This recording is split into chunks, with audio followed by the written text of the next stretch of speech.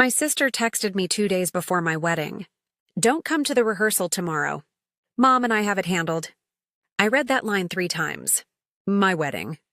My rehearsal. Don't come. I was about to call her when my phone rang.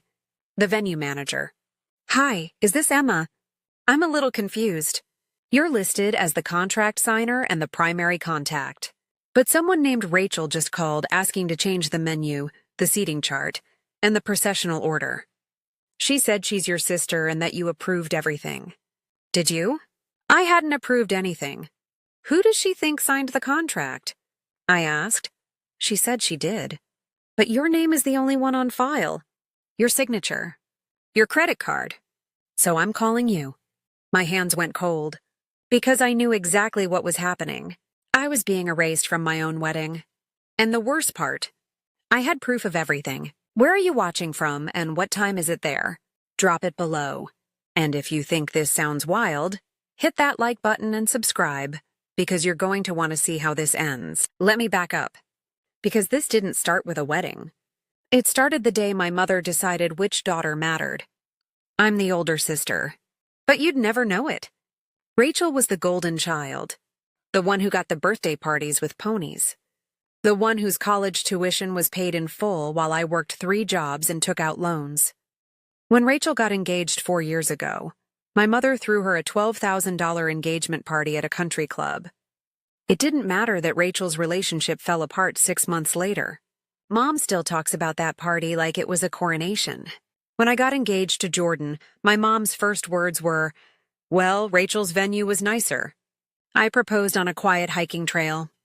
Jordan said yes with mud on their boots and the biggest smile I'd ever seen. We didn't need a country club. We needed each other. I work as a paralegal at a contract law firm. I've been there 6 years. I'm good at my job. Detail-oriented, careful. I keep records of everything. Emails, receipts, contracts, notes. It's not paranoia. It's professional habit. The day Jordan and I got engaged, I opened a shared digital folder. Every vendor quote, every signed agreement, every payment confirmation, backed up and timestamped. I should have known my mother would find a way to make our wedding about Rachel. I just didn't know how far she'd go. Jordan's family was warm, present, kind. They threw us a small engagement dinner and cried happy tears.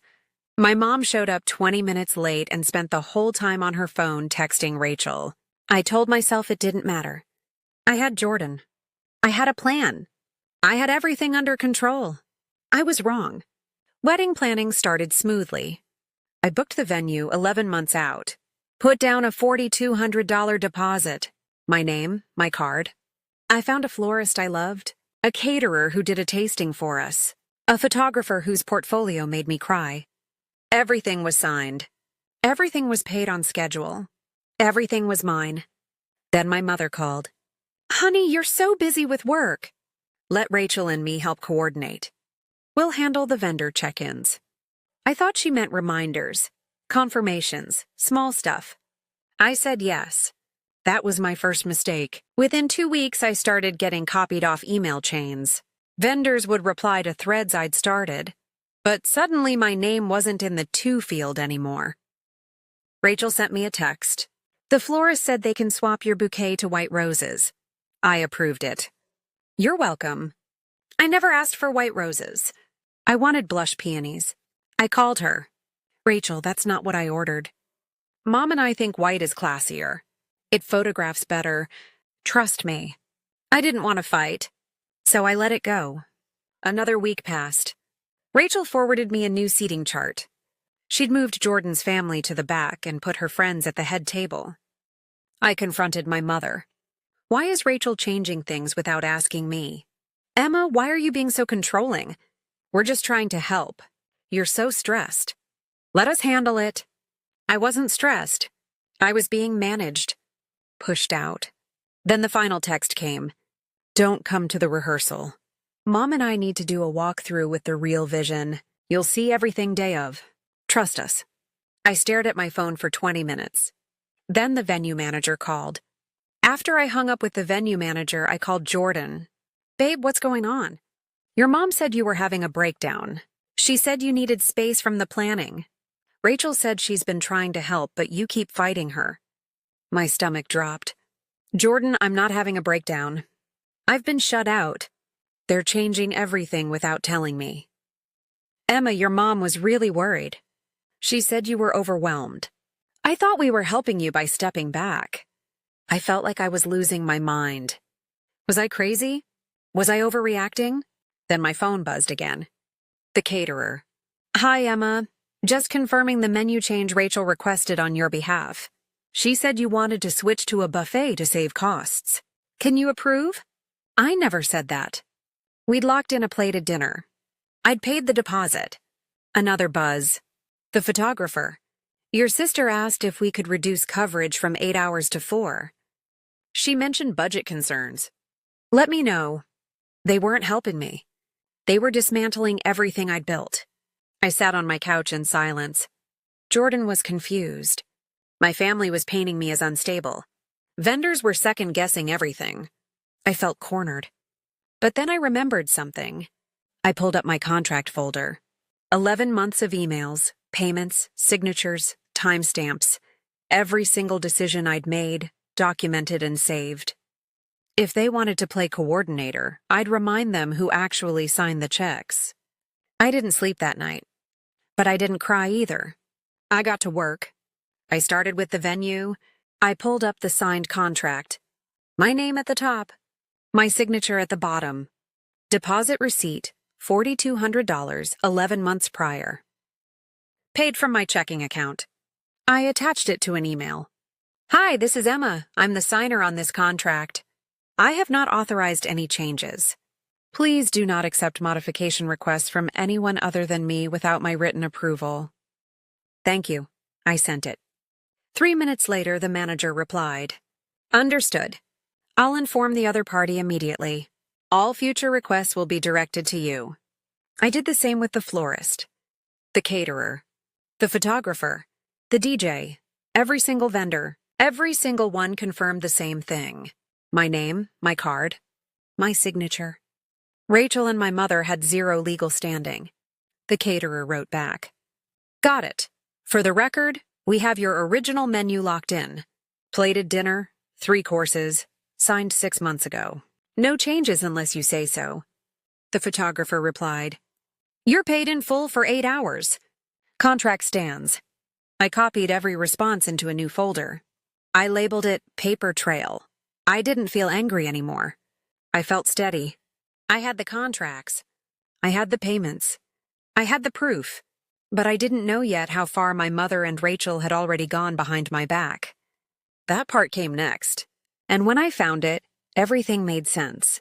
The vendors must have told Rachel they wouldn't make changes. Because 30 minutes later, my phone exploded. Rachel called me, screaming. What is wrong with you? You're sabotaging your own wedding out of spite. Mom is trying to help, and you're acting like a child. I kept my voice calm. Rachel, it's my wedding. I signed the contracts. I'm not sabotaging anything. You're shutting us out. After everything we've done. She hung up. Then my mother texted. A long paragraph. Every sentence designed to gut me. I'm embarrassed to call you my daughter. Rachel has put her heart into helping you, and this is how you repay her? You're committing financial abuse by controlling everything. You're tearing this family apart. I don't even know who you are anymore. Financial abuse. For spending my own money on my own wedding. My phone didn't stop. Aunts, cousins, family friends. Your mom is in tears. Why are you doing this? Rachel only wanted to make things beautiful for you. This is so selfish. You're breaking your mother's heart. I didn't respond to any of them. Then Rachel posted an Instagram story. Vague but pointed. When you try to help someone you love and they choose chaos over family. Broken heart emoji, eye roll emoji. The comments poured in. You deserve better. Some people can't accept love. I showed Jordan. They stared at the screen. This is insane. The rehearsal was in 36 hours. Jordan finally asked, What do you want to do? I closed my eyes. I want to show you everything. And then I'm going to that rehearsal. With what? I looked up. With the truth. I met Jordan at a coffee shop the next morning. I brought the binder, physical printouts, every vendor contract, every payment confirmation, every email thread, highlighted, tabbed, dated. Jordan flipped through it in silence. Venue contract, my name. Florist agreement, my signature. Catering deposit, my account number, partially redacted for privacy, but clearly mine. Then I showed Jordan the email thread that made my blood run cold. It was forwarded to me by the photographer, who thought it was suspicious. The sender address looked almost identical to mine. But not quite. My real email, emmawedding.jordan@gmail.com. The fake one, weddingplanning.jordan.emma@gmail.com. Close enough to fool someone skimming. The email read, "Hi, this is Emma. I'd like to make some updates to our package. Can we add coverage for my sister Rachel's friends? Also, I'd like to downgrade to the 4-hour option. Budget adjustments, thanks." It was signed with my name, but I never sent it. Jordan's face went pale. "She pretended to be you?" I nodded, and Mom knew. She had to, because Rachel doesn't make a move without her blessing. Jordan sat back. "What do you want to do?" I closed the binder. "I'm going to the rehearsal, and I'm bringing every page of this." That night, Jordan told me something they'd been holding back. "I need to tell you what I overheard. Last week when I stopped by your mom's house to pick up those old photo albums." I waited. "Your mom and Rachel were in the kitchen. They didn't know I was in the hallway." Jordan's voice was quiet. "Your mom said, 'This is your redemption, Rachel. We'll make it beautiful, and everyone will forget about your disaster.' And Rachel said, 'I just want people to see I can do this right.'" And my chest tightened. Jordan continued. "Then your mom said, 'We'll make it look like I paid for it. Post the pictures. Take the credit. Emma won't care. She never does.' So that was it. Rachel's engagement fell apart because she was controlling. Her ex left her. The family whispered about it for years. This wasn't about helping me. This was about giving Rachel a second chance at the wedding she never got. And my mother wanted the social credit. The photos. The compliments. "You were just supposed to show up and smile," Jordan said. They were going to take over, post everything, and let people assume they paid for it. You were the placeholder bride. I felt calm, eerily calm. I finally understood. This wasn't about love or family or help. It was about image, control, erasure. And now I knew exactly what I was going to do. I didn't yell. I didn't post a counter story on Instagram. I didn't send a group text. I did something better. I printed a 1-page summary. Clean, professional, bullet points. Venue contract, signed by Emma. Deposit, $4,200. Date, 11 months prior. Florist agreement, signed by Emma. Paid in full. Catering contract, signed by Emma. 3-course plated dinner locked in 6 months ago. Photographer, signed by Emma. 8-hour package paid in full. Total paid by Emma to date, $18,760. At the bottom, one line. All vendor authorizations require written approval from the contract signer. I printed 10 copies. Then I emailed the venue manager. "Hi, this is Emma. I'll be attending the rehearsal tomorrow evening. If anyone tries to make changes or claim authority, please refer them to me directly. I'll have documentation on hand. Thank you." The manager replied in 2 minutes. "Understood. See you tomorrow." Jordan looked at me. "Are you sure?" I nodded. "I'm not going to shout. I'm not going to cry. I'm going to let the paper do the talking." We drove to the venue the next evening. 15 minutes after the rehearsal start time, unannounced. I had the binder in one hand. Jordan held the other. I pushed open the doors, and there she was, Rachel, standing at the altar, in a white dress, rehearsing my wedding like it was hers. The venue was full. My mother, Rachel, Jordan's parents, the bridal party, the officiant, even a few cousins. Rachel was walking the aisle, practicing the bride's entrance. In a white cocktail dress and heels, my mother was directing her. "Slower, honey. Smile more. This is your moment. No one had noticed me yet. Then the venue manager walked over. She'd been standing near the door. She said my name loudly. Hi, Emma. Great to see you. I just wanted to confirm. Your contract is locked in, right? Because I had a question about the signature authorization earlier this week. Every head turned. My mother's face went white. Rachel froze mid-step. I walked forward, slowly, calmly. Yes, I'm the contract signer. My name is the only one authorized to make changes. The manager nodded. Perfect. Because someone has been calling and emailing requesting modifications. But since your name is the only one on file, I wanted to make sure everything was cleared with you first. Rachel tried to speak. I held up one hand. Then I pulled out the printed summary. I handed one copy to the manager. One to the officiant, one to Jordan's mom, one to my mother. I didn't raise my voice. I didn't need to. Every contract for this wedding was signed by me. Every deposit was paid by me. Every vendor was hired and managed by me. My name, my credit card, my signature. I pointed to the summary in my mother's hands. Venue, florist, caterer, photographer, DJ. $18,760. Paid in full or on schedule. All by me. My mother's mouth opened. Emma, we were just trying to help? I finished her sentence. You told Jordan I was having a breakdown. You told vendors I approved changes I never approved. And Rachel, I turned to her. You impersonated me. You created a fake email address and sent requests pretending to be me. That's fraud. Jordan's mother stood up. Her voice was ice. I'm sorry. You did what? Rachel's face crumbled. I just wanted things to be done right. You were so busy and You thought you'd take over, I said. You and Mom decided this was your chance to have the wedding you never got. You wanted the credit. The photos. The moment. My mother finally found her voice. You're being cruel. We only wanted to support you. Support me? I repeated.